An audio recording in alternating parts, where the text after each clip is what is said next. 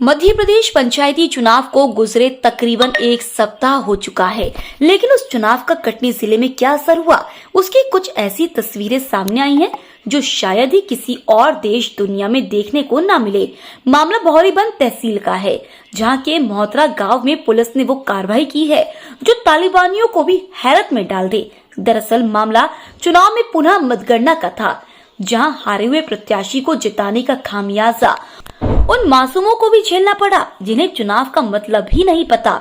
सुनी सड़कें, खाली मकान और दरवाजे में टंगे ये ताले इस बात की तस्दीक कर रहे हैं कि कटनी जिले की पुलिस ने जो यहाँ कोहराम मचाया है वह किसी तालिबानी कार्रवाई से ज्यादा और कुछ नहीं है। इस गांव में 8 जुलाई को चुनाव को लेकर गिनती चल रही थी, जिसमें जीत हार का फैसला महज 2 वोटों में सिमट गया और इस तमाम मामले को समेटने में पूरा प्रशासन लग गया। लोगों के मुताबिक वे मतदान करके अपने घरों में बैठे थे। अचानक पुलिस का दस्ता आया और वो भूचाल कर गया जिसकी वे कल्पना भी नहीं कर सकते। पति पत्नी के अलावा उन तमाम बच्चों को भी शिकार बनाया गया, जिन्हें यह भी नहीं मालूम कि लोकतंत्र ऐसा भी हो सकता है क्या। इस लोकशाही का नतीजा यह हुआ कि जो भी उन्हें दिखा वो उनकी तालिबानी पुलिसिंग का शिकार हुआ।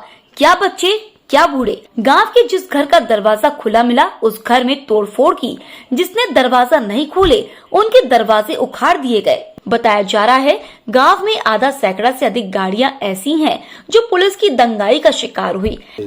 इतना ही समय का वक्त था भैया, 5:30 बजे का यहीं बैठे थे। 6 बजे 5 बजे बस आती है, उससे एक माता आई 60-70 वर्ष की, तो बोलती है बेटा अंदर चले जाओ पुलिस आ रही है। हम अंदर भी नहीं हुए, इतने में आ गई दौड़ते हुए। तो गेट बंद कर रहे थे तो एक जेंट्स बोला पुलिस वाला कि दरवाजे मत लगाओ, जुर्मी बनोगे औसे में। और तो दरवाजा खुला रहा। इतने में फिर एक महिला आके पीछे से वार कर दी, दरवाजा खोले हुए में भी। इतने हमारी गुड़िया भी आई, गुड़िया पे भी वार किए, तो हमने हाथ रखा तो हमारे हाथ पे ऐसे लाठी पड़ गई।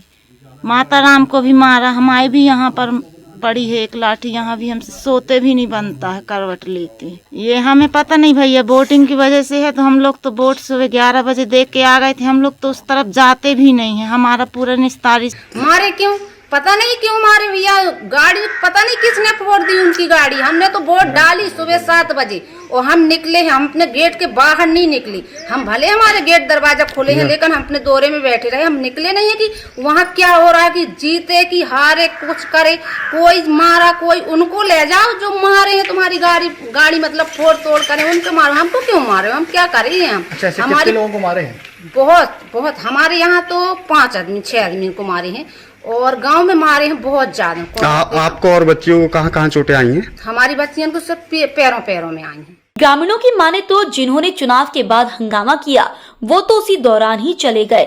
हम लोगों ने कुछ नहीं किया, इसलिए शांति से घर पर बैठे थे, लेकिन उन्हें छोड़ बाकी ग्रामीणों को मारने आई थी। इस घटना का शिकार एक फौजी परिवार भी हुआ, जिनका बेटा निश्चित होकर अपनी देश की सीमाओं को सुरक्षित करने में लगा है, लेकिन उसे क्या पता है कि उसका खुद का घर ही सुरक्षित नहीं है। पुलिस ने फौजी के उस कमरे को भी नेस्तनाबूद कर दिया जिसमें उसने अपने बचपन की सारी यादें समेट रखी थी। इस तरह की तमाम तस्वीरें हैं हमारे पास जो आपको लोकतंत्र और लोकशाही से डिटेक्टरशिप की तरफ ले चलेंगी, लेकिन हमारे जिले के एडिशनल एसपी के मुताबिक यह कोई कार्रवाई नहीं है। मतगणना और फ्लैग मार्च के दौरान की गई कार्रवाई है जो कुछ खास नहीं है। सुनिए इनके बयान को। ये कहना गलत है कि पुलिस ने जनता के साथ कोई मारपीट की है। पुलिस लगातार क्षेत्र में नज़र रखी हुई है, शांति व्यवस्था कायम है। जितने भी असामाजिक तत्व हैं या जिन लोगों के द्वारा पथराव किया गया था, जो घटना में शामिल हैं, वो गांव छोड़ करके भागे हुए हैं। वो आ जाएं, थाने में सरेंडर कर दें, उनकी गिरफ्तारी की जाएगी। इस तरह की तमाम तस्वीरें हमारे पास है जो आपको लोकतंत्र और लोकशाही से डिटेक्टरशिप की तरफ ले चलेंगी, लेकिन हमारे जिले के एडिशनल एसपी के मुताबिक यह कोई कार्रवाई नहीं है। मतगणना और फ्लैग मार्च के दौरान की गई कार्रवाई है जो कुछ खास नहीं है।